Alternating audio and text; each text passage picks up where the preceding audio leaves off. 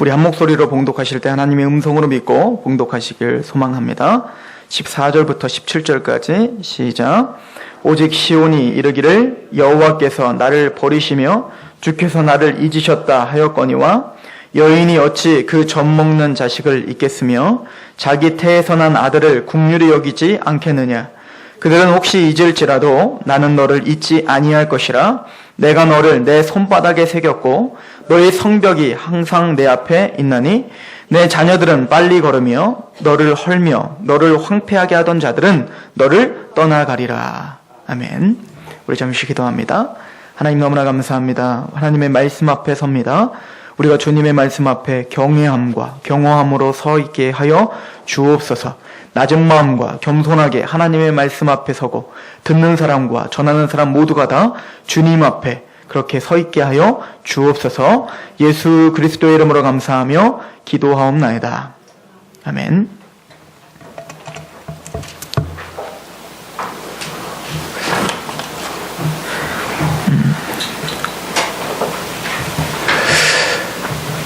비영어권 상대로 여론조사를 하나 했다고 합니다.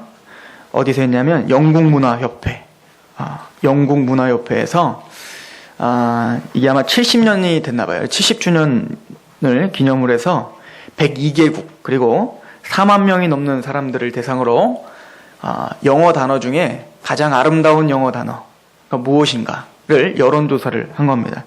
그래서 70주년을 맞이했기 때문에 70위까지 뽑아봤다는 거예요. 그래서 1위는 바로 mother입니다. 어머니라고 하는 그 단어가 가장 아름다운 단어로 뽑혔다는 4만 명 중에 대부분이 mother, 어머니를 가장 아름다운 단어로 뽑았다는 거죠. 그리고 2위는 father였으면 좋겠으나 passion이라고 하는 열정이라는 단어를 뽑았다는 겁니다. 그래서 3위는 바로 father였으면 좋겠지만 smile이라는 단어가 뽑혔고 드디어 4위 우리가 잘 알고 있는 father였으면 좋겠으나 love라고 하는 단어가 뽑혔습니다. 그러면 5위는 뭘까요? 4위는 eternity, 즉 영원이라는 단어. 그리고 그 다음 fantastic, 그 다음은 destiny, 운명이라는 단어죠. 그 다음 freedom, 자유, liberty. 이런 단어들이 계속 하는 겁니다. 그러면 제가 계속 밑을 보다가 49위가 뭔지 봤어요. 49위 엄브렐라, 우산이에요. 그럼 50위 칸가루. 아니 도대체 칸가루가 왜 50위인지 모르겠으나 아름다운 단어 50위 칸가루. 그럼 파도는 언제 나올까요? 안 나오더라. 제가 이게 왜 그런지 몰랐는데 TV에 동물의 왕국을 제가 봤어요. 동물의 왕국을 보니까 사자에 대한 얘기가 나오더라고요. 근데 보니까 이 사자 어미는 이 새끼 사자가 이 사자 어미를 얼마나 괴롭히는지 몰라요. 보니까 막 물고 뜯고 막 계속 핥히고 막 계속 귀찮게 하는 거예요. 그런데 그 사자 어미, 그 어미 사자가 사실은 사냥 다 하거든요. 숫사자는 그냥 자기 혼자 놀러 다니고 그렇게 맹수와 같이 사자가 그렇게 달려들어 그런 사냥을 하는 이 맹수조차 자기의 자녀가 자기를 물고 뜯고 아무리 괴롭혀도 절대 그 자녀에게 손 하나 까딱 안 하는 걸 보여주는 겁니다. 야, 이게 어미의 사랑이구나. 우리 남자들이 좀 반성을 해야 될 부분이 여기 있는 것 같아요. 황수관 박사님이 자신의 삶을 이제 얼마 전에 소천하신 한수관 박사님이 자신의 삶을 이야기하면서 어머니에 대한 이야기를 하더라고요. 그리고 아버지와 비교를 하시는 거예요. 이분이 해방 때 이제 태어나신 거예요. 그렇게 하고는 그러다 보니까 이 뱃속에 있을 때 일본에 사셨답니다. 히로시마에 사셨대요. 히로시마에 어떤 일이 있었죠? 바로 원자폭탄이 투하됐잖아요. 그러니까 원자폭탄이 빵 투하되니까 갑자기 막 땅이 진동을 하고 난리가 난 겁니다. 그럴 때 이 황수환 박사의 아버지가 먼저 탁 튀어나가더라는 거예요. 근데 이 어머니는 어떻습니까? 지금 뱃속에 황수환 박사님을 있고 딸 4살짜리 딸이 있고 손에 있고 그리고는 그 무거운 몸을 이끌고 또 2살짜리 그 둘째를 데리고 그렇게 그 아이들을 보호하고 있는데 이 남편은 어떻게 아버지는 딱 튀어나가더라는 겁니다. 그때 이 아버지가 이렇게 결심을 했대요. 야, 전쟁터에서 자식을 버리고, 전쟁터에서 자식을 버리는 애비는 있을지언정 전쟁터에서 자식을 버리는 어미는 없구나. 이걸 깨달았다는 거예요. 그리고는 다짐했대요. 내가 다시는 어떤 위협과 어떤 문제가 터지더라도 나는 절대 이 자녀와 처를 버리지 않겠노라. 그리고는 5년 후에 한국전쟁이 일어났답니다. 그리고는 길을 가는데, 피난을 가는데 수류탄이 옆에서 빵 터지더라는 거예요. 그 어머니는 그 아이와 그 아이들을 다 품에 안고 자기가 그 아이들을 보호하고 있었습니다. 아버지는 어떻게 했을까요? 딱 튀어가지고 옆에 수로에 처박혀 있더라는 거예요, 혼자. 어머니의 마음, 어미의 마음이라는 것은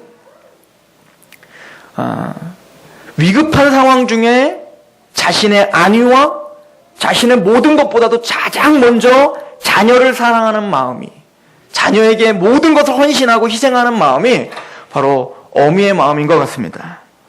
그래서 그런지 오늘 주님께서 하나님의 마음을 설명하시면서, 물론 많은 부분 아버지에 대한 사랑을 많이 설명하시지만 특별히 오늘 젖먹이는 여인에 대해서 이야기를 하고 있다는 거에 대해서 하나님이 무엇을 말하려고 하는지 조금 알 것 같아요.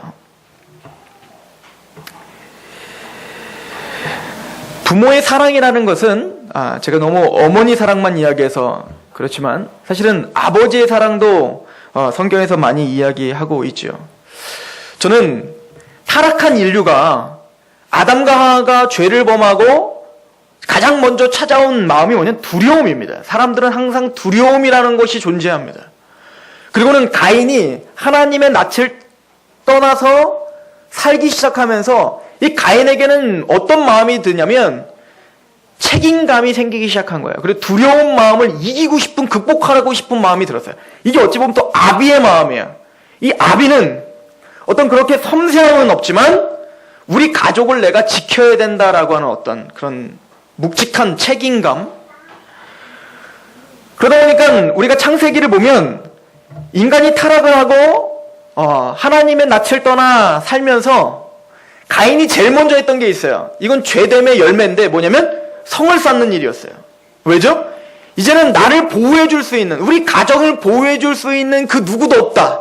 누가 보호해야 된다고 생각하는 거예요? 내가 보호해야 된다라고 생각하며 성을 쌓기 시작한 거죠.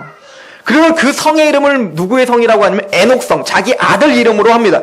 이거는 죄성의 가장 큰 어떤 열매 중에 하나예요. 즉, 내 인생 내 것이다.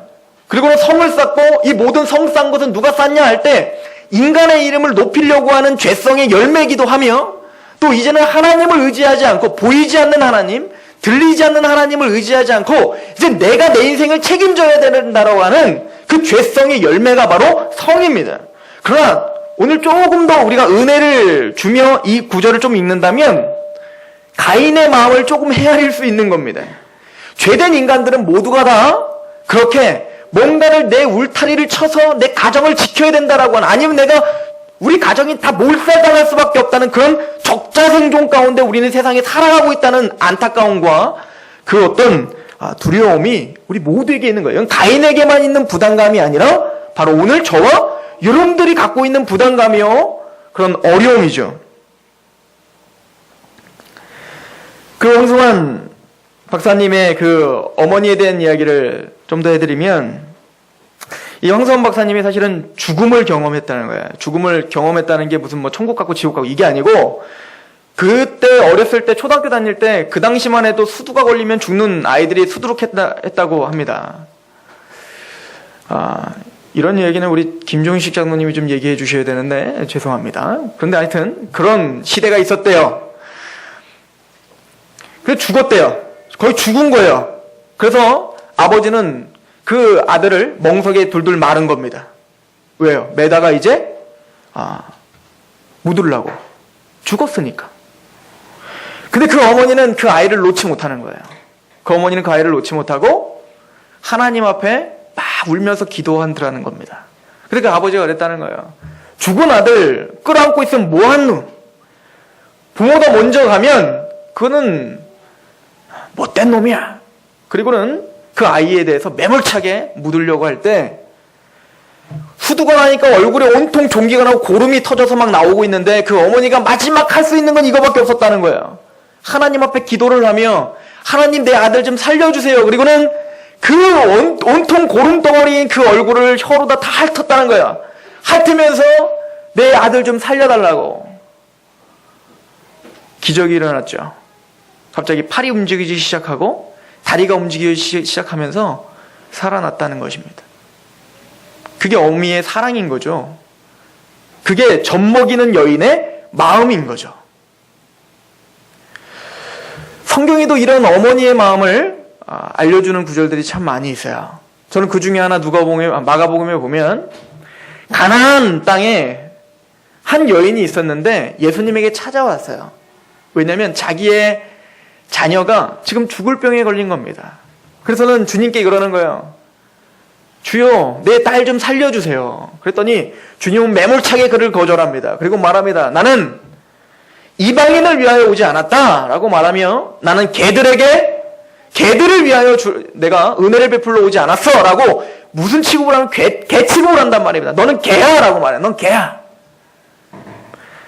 그럴 때 이 어머니의 마음은 내가 개여도 좋습니다. 저를 개 취급해도 좋습니다. 다만 내 자녀만 살려주십시오. 개들에게도 부스러기를 주지 않습니까? 주님의 은혜를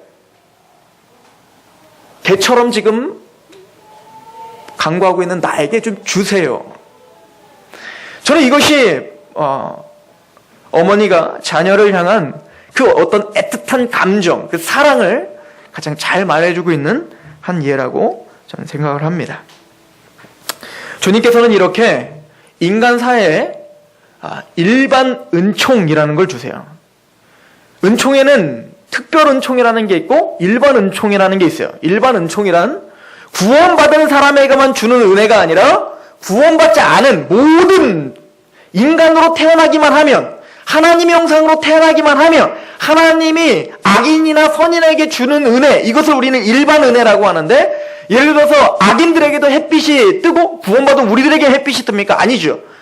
교회 밖에 있는 많은 사람들에게도 해는 뜨고 해는 지는 거예요. 마찬가지로 그런 은혜를 주신 것 중에 가장 큰 은혜는 바로 부모라고 하는 걸 주신 거예요. 보호체계예요. 그런 보호체계가 없다면 우리는 이렇게 숨을 쉬고 살 수가 없어요.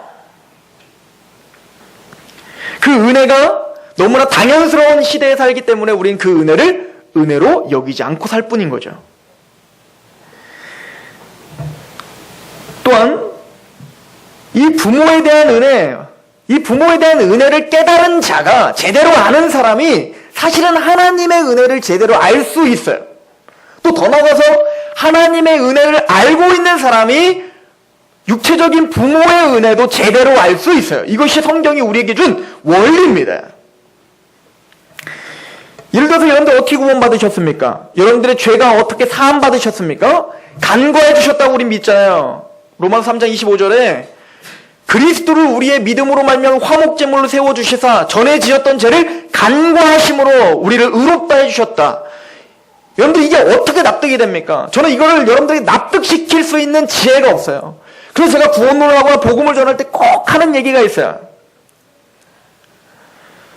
저는요, 어제도 저희 막내 누나 아기가 돌이어서 거기를 잠깐 가는 저희 어머니를 모시고 가는데, 저희 어머니는 못 느꼈을 수 있지만 저는 느꼈어요. 뭐냐면 제가 어머니한테 좀 툴툴거리는구나를 느꼈어요.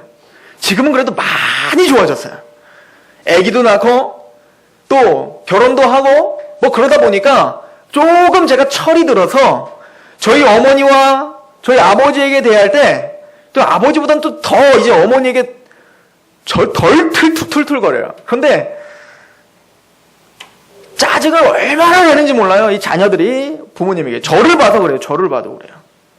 뭐만 있으면 그냥 막 짜증이 나요. 그러니까 막 조금만 실수하면 그거 못 보는 거예요. 엄마가 실수하면 그거 못 봐. 뭐래도 어디서 잘못된 거 사와봐.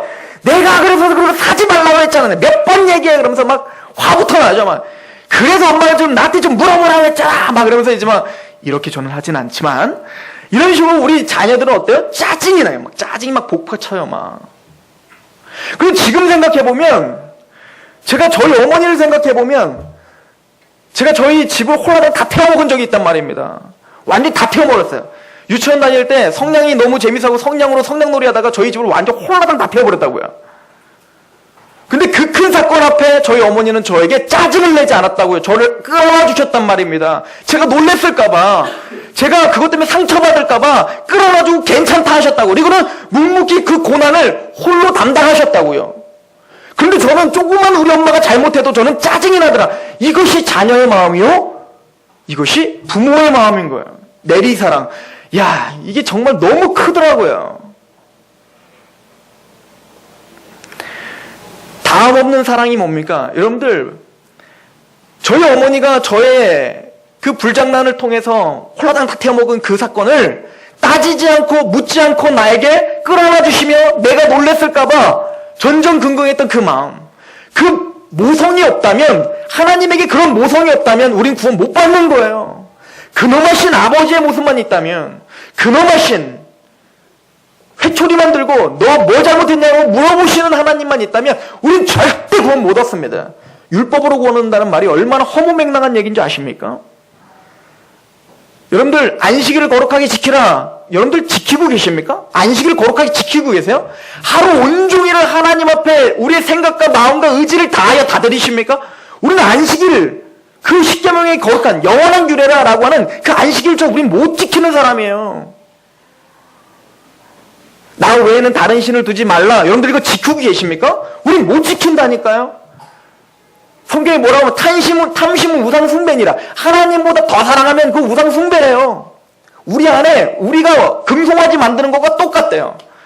사울에게는 사무엘이 뭐라고 선포했는지 아십니까? 하나님께 순종 하나 못했거든요. 그것도 사울을 조금 난 이해를 해요. 왜냐면 지금 아말렉이 쳐들어오죠. 전쟁에 빨리 나가야 되는데 백성들은 너무너무 힘들어하죠. 두려워하죠. 그 왕으로서 어떻게 합니까?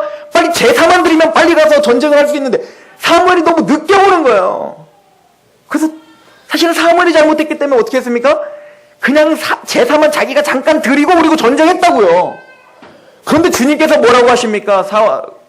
사울에게 순종하지 않는 죄는 무당이 굿하는 것과 똑같은 죄입니다. 라고, 사술의 죄와 같습니다. 라고 이야기한다면 오늘날 우리는 사술의 죄 그 얼마나 많이 우린 짓고 사는 사람들입니까? 하나님의 근엄하신 그 위엄 있으신 율법대로 행하시는 공의로우심, 이것으로 우리를 대우하셨다면 우리는 모두 다 몰살이에요. 그러나 우리의 죄를 따지지 않고 묻지 않으시며 그냥 간과해 주시는 은혜, 그 은혜가 있어야 우리는 구원 받는 거예요. 주님은 우리의 세상 속에서 그 부모를 보여주시며 부모를 통해서 보호하시는 하나님을 우리에게 알려주시는 겁니다. 더 나아가서 우리의 죄를 간과하시는 하나님의 사랑을 알게 하시는 통로가 바로 부모라는 거예요.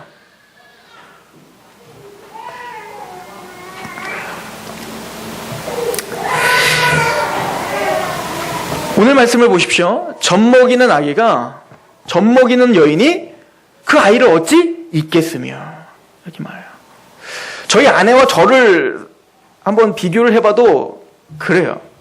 저는 우리 아이를 봐주려고 노력은 하나, 우리 아이가 옆에서 뭘 하고 있으면 뭐 해줘, 아빠 뭐 해줘 그러면 그러고 해줘요. 해주긴 해주는데 생각은 온통 딴 데가 있어요. 저는 그럼 놀아주긴 해요. 손잡고 어디 가긴 가는데 제 생각은 딴 데가 있다고요. 이게 아버지더라고요.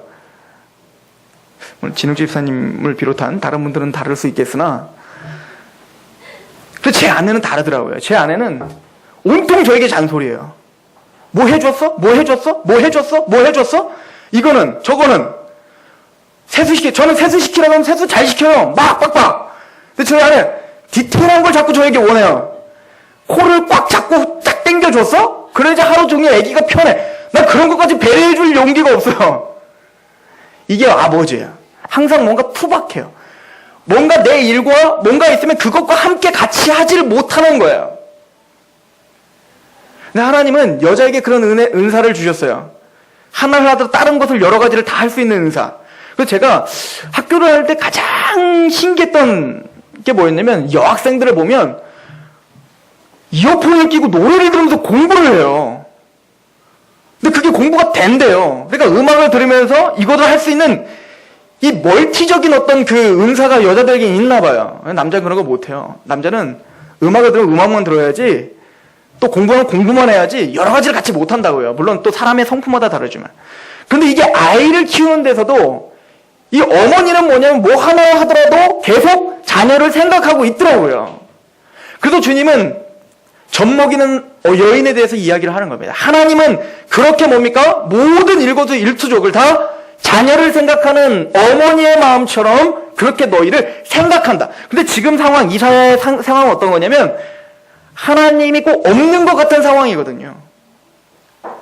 이스라엘 백성이 이제는 그 죄로 말미암아 타락하여 이제는 바벨론에 의해서 다 무너질 거야를 선포하는 상황인데, 그런 상황 속에서도 나는 너를 잊지 않고 있다를 어머니를 통하여서 지금 설명하고 있는 거죠.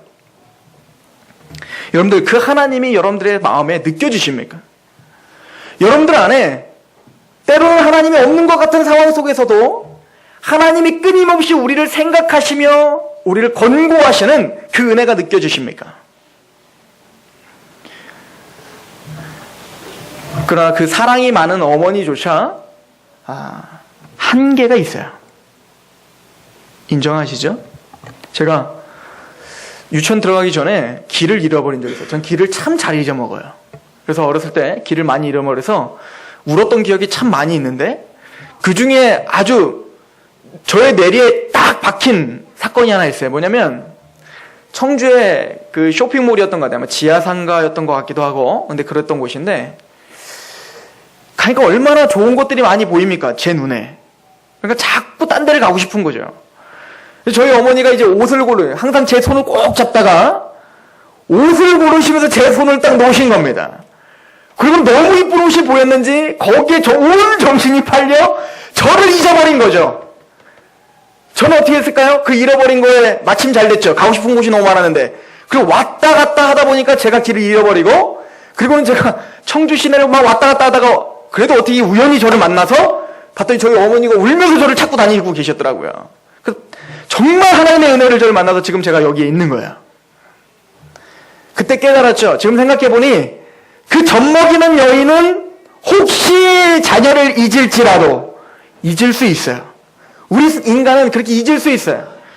그러나 나는 너를 잊지 않겠다. 이것이 하나님의 선포입니다. 인간의 부모는 실수가 있고 인간의 부모는 능력이 없어. 너를 잊고 너를 잃어버리며 그 환난 중에 너를 구하지 못할 수가 있으나 나는 너를 잃어버리지 않겠다. 나는 너를 지키겠고 나는 너를 한순간도 놓지 않겠다. 이것이 하나님의 선포입니다. 이게 오늘 본문입니다.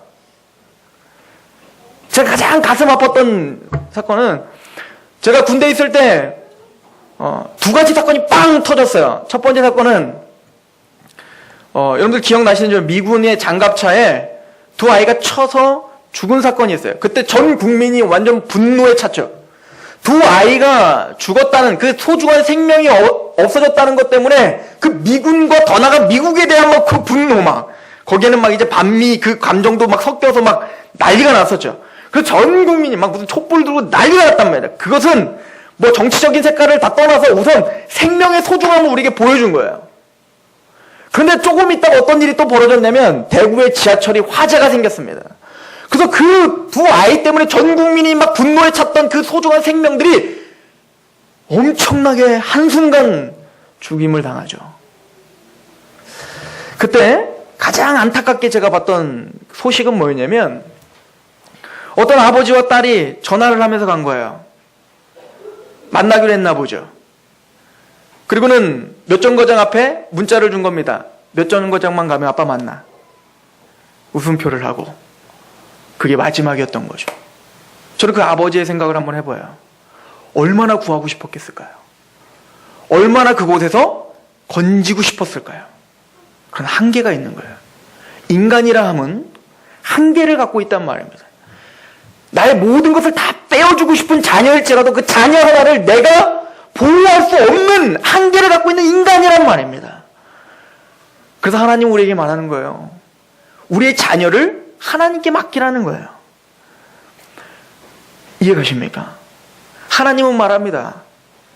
그 젖먹는 여인이 아무리 너희를 사랑하고 그 사랑으로 너희를 생각할지라도 내가 너희를 사랑하는 것과 비교가 될 수 없다예요. 부모의 사랑, 어머니의 사랑이 그렇게 크다면 하나님이 우리에게 주신 사랑은 감히 측량할 수가 없는 거예요. 여러분, 그 예수님께서 책망하시는 말씀 중에 이런 말씀이 있어요. 뭐냐면 용서하지 못하는 사람을 책망하시면서 예화를 하나 드시죠. 뭔 예화를 드십니까? 작은 것을 탕감받은, 큰 것을 탕감받은 자가 작은 것을 탕감해 주는 것이 마땅하지 않니? 라고 이야기하죠. 이 얘기는 뭡니까? 큰 돈을 빌렸는데 그 돈을 도저히 갚을 수가 없는 돈이에요. 성경에서 나오는 그 돈을 우리나라 돈으로 환산하면 조 단위예요. 조 단위. 몇 조예요. 여러분들 몇 조의 빚을 내가 졌다. 이런 생각하면 여러분들 어떻게 할까요? 자포자기죠. 내가 뭐 할 수 있는 노력조차 할 수 없을 거예요. 그런데 그걸 탕감해 준 겁니다. 누가? 하나님이 탕감해 주신 거죠. 그랬는데 그 몇 조의 탕감을 받은 사람이 작은 것을 빚진 자가 있었어요. 그 빚진 건 얼마냐면 우리나라 돈으로 한 사람이 한 몇 천만 원 정도 돼요. 그러니까 이거는 뭐예요? 갚을 수 있는 돈이에요. 좀 손에 잡히는 돈이죠. 몇 천만 원이면 우선 차도 살 수 있고 뭐도 할 수 있고 뭔가 내가 계산이 된다고요. 계산이 되는 돈이니까 이게 더 어떻게 보이는 거예요? 커 보이는 거죠. 그러니까 몇 천만 원을 빚진 그 사람에게는 어떻게 하는 거예요? 닥달하는 거죠. 빨리 내 돈 내놓으라고. 자기는 뭐예요? 몇 조의 그 내가 갚을 수 없는 그 은혜를 받았는데 그 은혜가 너무 크니까 어때요? 그게 느껴지질 않는 거예요. 그러니까 뭐예요? 이 작은 돈은 내가 느껴지니까 그것을 자꾸 닥달하는 인생. 이게 바로 우리 인생이라고 주님은 지금 고발하고 있는 겁니다. 주님께서 십자가를 짊어지셨다? 하나님이 우리를 위해서 십자가에 자기 아들을 내어주셨다? 그 사랑을 우리는 형언할 수가 없는 거예요. 우리가 느껴질 수가 없을 만큼 너무 크기 때문에 우리 오늘 용서의 삶을 살지 못한다고 하는 것을 고발하고 있는 거죠. 우리는 지금 당장 내 눈앞에 보이는 내 돈 10,000원을 빌려가서 안 갚는 그 사람이 더 얄미운 거예요. 용서할 수가 없는 거죠. 나는 말할 수 없는 그 탕감을 받았는데 지옥에 갈 수밖에 없었는데 영원한 천국에 갈 수밖에, 이게 지금 우리가 느껴지질 않으니 우리는 용서의 삶을 살지 못하는 거죠.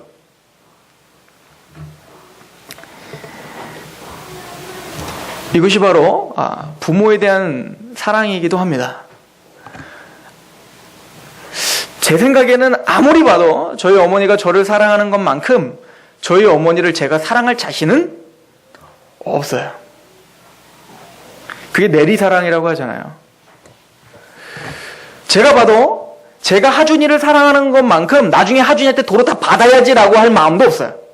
제가 아들로 살아보니, 아들로 살은 세월이 더 많잖아요. 30여 년을 아들로 살아보니 어머니를 제가 그렇게 사랑할 수가 없더라고요. 제 아들을 향한 마음처럼 그렇게 사랑할 수가 없더라고요. 그러나 하나님은 성경에 부모에 대한 사랑을 철두철미하게 우리에게 요구하고 있고 그 부모에 대한 사랑을 철저하게 우리에게 보여주고 있다는 사실을 명심하셔야 됩니다. 왜 우리가 부모를 사랑해야 되죠? 질서적인 문제이기 때문에 그래요. 하나님은 하나님에게 우리가 부모를 맡겨주시고 부모를 사랑하라고 하는 요구는 부모기 때문에 사랑해야 되는 거라는 거예요. 왜냐하면 로마서 13장에 보면 하나님은 윗권위자, 우리에게 세운 권위자는 하나님의 뜻대로 세우지 않는 권위가 없다는 거죠. 그러므로 세상의 모든 권위도 다 우리가 어떻게 해야 된다는 거예요? 순복해야 돼요. 그 이유는 뭐죠? 하나님의 권위자기 때문에 그래요.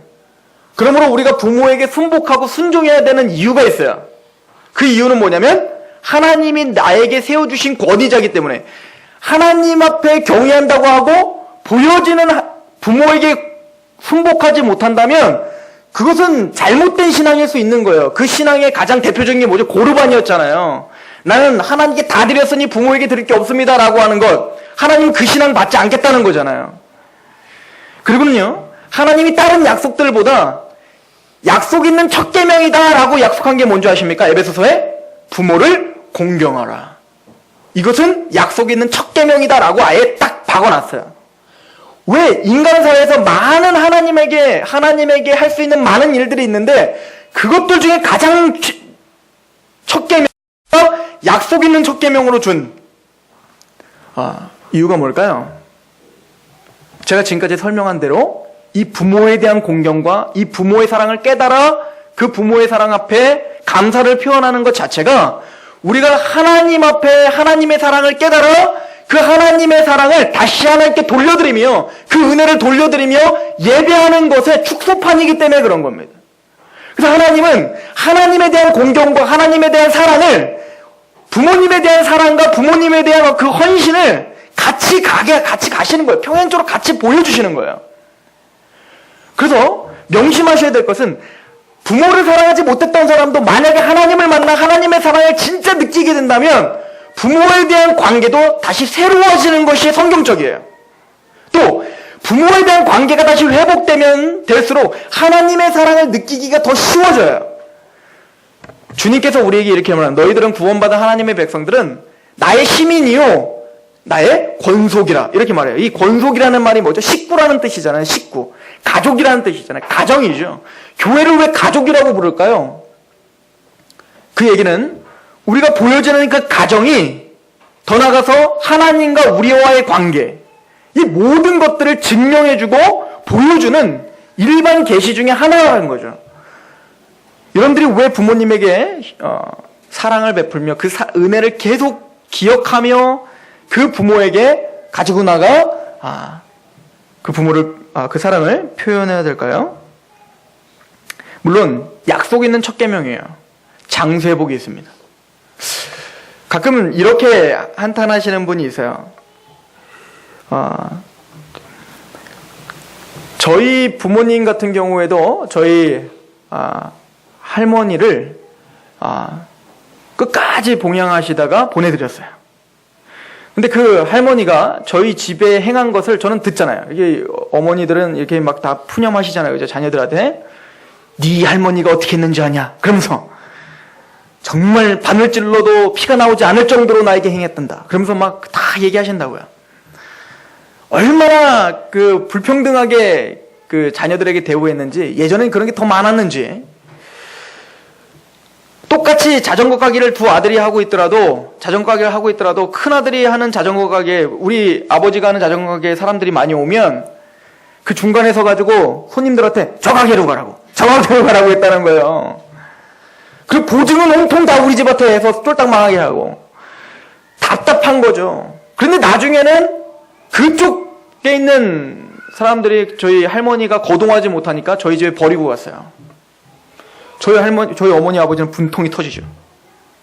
아니 어떻게 그럴 수 있냐 이거죠. 그 금반자가 다 빼갔던 그 사람들이 이제 할머니가 필요 없으니 우리 집에 버리고 간 그 사람들 보면 답답한 겁니다. 저희 아버지가 근데 묵묵히 저희 할머니를 다 끝까지 봉양하시다가 하나님 앞에 아름답게 보내드렸어요. 저는 지금도 저희 어머니와 아버지에게 그렇게 이야기를 해요. 나는 그걸 보고 자랐다고.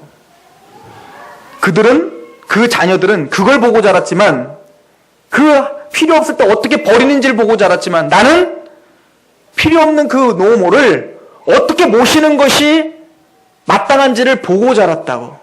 하나님은 반드시 그걸 통해서 어머니와 아버지에게 열매를 맺게 하실 거라고. 이것은 꼭 신앙을 말하지 않더라도 우리는 그런 부모에 대한 공경과 그 사랑을 표현하며 나에게 올 그 축복을 하나님이 주실 거라는 우리는 예상 다 하지 않습니까? 하나님은 보여져 있는 부모를 섬기고 사랑하라고 이야기합니다. 그리고 그걸 통하여 그 부모가 나에게 행하셨던 그 모든 일들을 통하여 하나님이 나에게 행하신 그 일들, 은혜, 그 사랑, 그 한없고 다음없는 사랑을 깨닫게 하라고 합니다. 저는 우리 상록교회 성도들은 부모를 더 사랑해야 된다고 생각해요. 왜냐하면 구원의 확신들이 있기 때문에 그렇습니다. 간과하심의 은혜와 우리의 죄를 기억지 않는 은혜, 그 율법의 그 어떤 율법으로 그 아버지처럼 우리에게 다가오시는 하나님이 아니라 다함없는 사랑으로 우리의 모든 죄를 간과하시는 하나님의 은혜를 깨달아 눈물을 흘며 예배를 드리는 저와 여러분들에게는 보여주는 부모님에 대한 그 애틋한 사랑이 더 커야 된다고 믿습니다. 그 사랑을 물려주십시오. 그래서 우리의 자녀들이 어떻게 부모를 섬겨야 되는지를 알게 하시고, 더 나아가 우리의 그 다함없는 사랑을 통하여 또 부모에 대한 은혜를 고백함으로 하나님의 은혜가 무엇인지, 게다가 더 그 하나님의 은혜에 대해서 우리가 어떻게 공경하며 어떻게 영화롭게 해야 되는지를 그 가정에서 배우게 하시는 그런 복된 가정들이 되시길 축원합니다. 기도하겠습니다.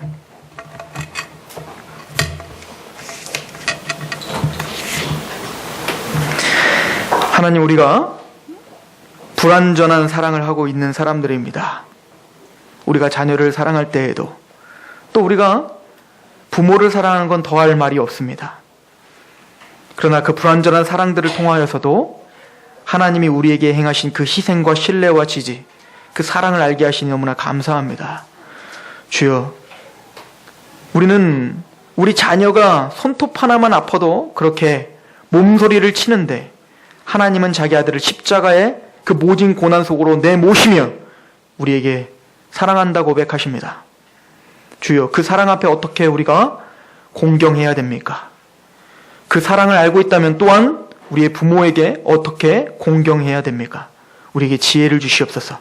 우리에게 능력을 허락하여 주옵소서. 그렇게 허락하신 하나님을 기대하오며 예수 그리스도의 이름으로 감사하며 기도하옵나이다. 아멘. 우리 하나님 앞에 찬양합시다. 310장입니다.